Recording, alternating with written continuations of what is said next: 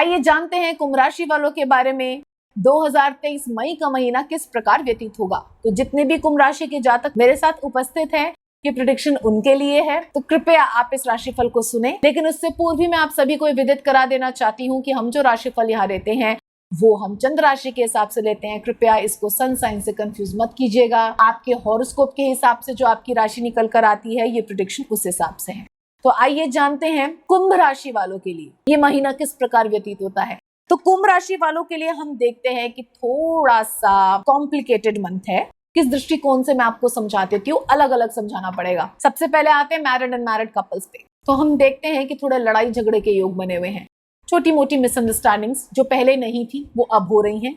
कुछ ऐसी unheard unsaid चीजें जो दूसरा पार्टनर समझ रहा है या नहीं आपसे कह पा रहा है, आपकी नहीं समझ पा रहा है, उस वजह से आप थोड़े से परेशान हो रहे हैं। या अपने घर के आसपास के जो लोग हैं, जो फैमिली है, उनके रिश्तेदारों की किसी बात से आप आहत हुई हैं और उस वजह से you are feeling very clogged and very stuck. और आपको ऐसा लग रहा है कि अजीब सा एटमॉस्फेयर बना हुआ है, you are feeling very stuck basically. तो मैं आपसे यही कहूंगी कि आप कुछ समय के लिए घूमने फिरने के लिए कहीं जा सकते हैं, अपने घर एक चक्कर काट के आ सकते हैं, या फिर प्रभु से आराधना कर सकते हैं कि इस महीने हमारे रिलेशनशिप में कॉर्डियल रिलेशनशिप ही रहे, किसी प्रकार की उथल पुथल ना हो। इसके लिए अर्धनारीश्वर स्तोत्र का हर रोज आपने पाठ करके महादेव को अर्पित करना है। ये करेंगे मैरिड एंड मैरिड कपल्स अपने रिश्ते में प्रॉब्लम्स को हटाने के लिए। ये मंथ कुछ ऐसा ही है, इसके अलावा और कोई सोल्यूशन नहीं है। प्रार्थना के अलावा इस महीने का कोई सारांश नहीं है कुंभ राशि वालों के लिए। अब हम आ जाते हैं कार्यक्षेत्र पे।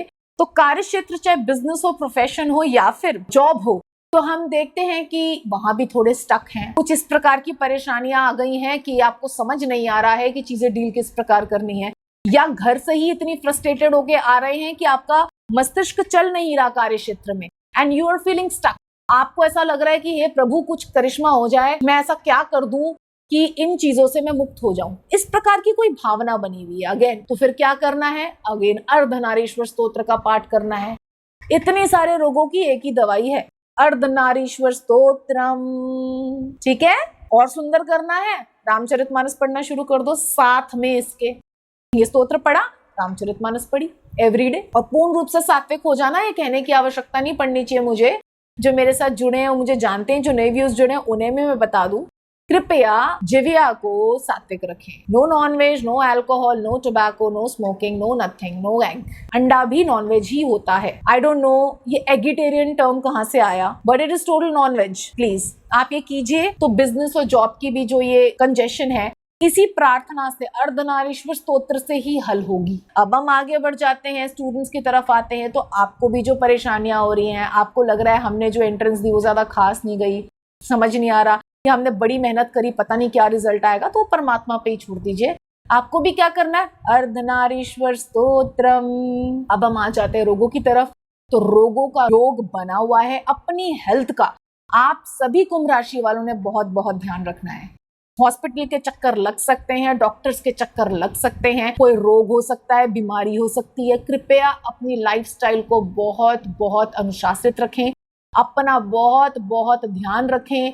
कोई सिवियर प्रॉब्लम भी हो सकती है। I do not intend to frighten you all, लेकिन मैं इसलिए बता रही हूं कि आप अपना इतना ध्यान रखें कि अपने पुरुषार्थ से इस कुयोग को टाल जाए। मैं हमेशा बोलती हूँ पुरुषार्थ योग से भी बड़ा है। पुरुषार्थ करेंगे तो जो चीज 100% दुख देने वाली होगी तो वो 50% रह जाती है। तो हुआ ना महान पुरुषार्थ। तो इसी प्रकार पुरुषार्थ करते रहना, हार नहीं माननी। ठीक है, कुछ ऐसे भी रोग हो सकते हैं जो समझ ही ना आए, आप टेस्ट कराएं और निकल कर ही ना आए कुछ।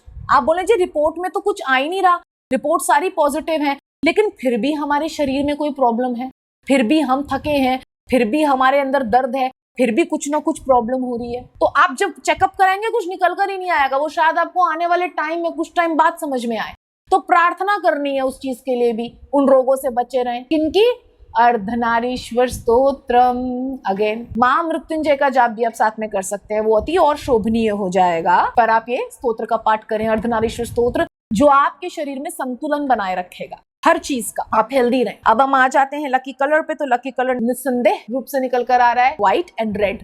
इन दोनों रंगों के पुष्प प्रभु को चढ़ाएं, पदार्थ खिला सकते हैं और फिर उन पदार्थों को खुद खाइए। ये सोच के खाइए कि हम अमृत का सेवन कर रहे हैं, प्रभु को खिला दिया, अमृत हो गया, और ये हमारे शरीर के अनंत रोगों का नाश करे। तो आप देखेंगे कि आपको उतना इफेक्ट नहीं कर पाएगी कोई बीमारी जितना करना था। पुरुषार्थ करें, प्रभु का प्रेम ले, प्रभु के स्तोत्रों का पाठ करें, पठन पाठन करें, और आप देखेंगे ये महीना आपका बहुत सुंदर व्यतीत होगा। हो सकता है आपको कुछ छू ही ना पाए, पर ये सारे उपाय अवश्य साथ में करने। ठीक, तो आशा है महीना आपका मंगलमय हो, आप स्वस्थ रहें, पिंक हेल्थ में रहें और आप प्रभु के चरणों में भी अपना मस्तिष्क झुकाए रहें। धन्यवाद।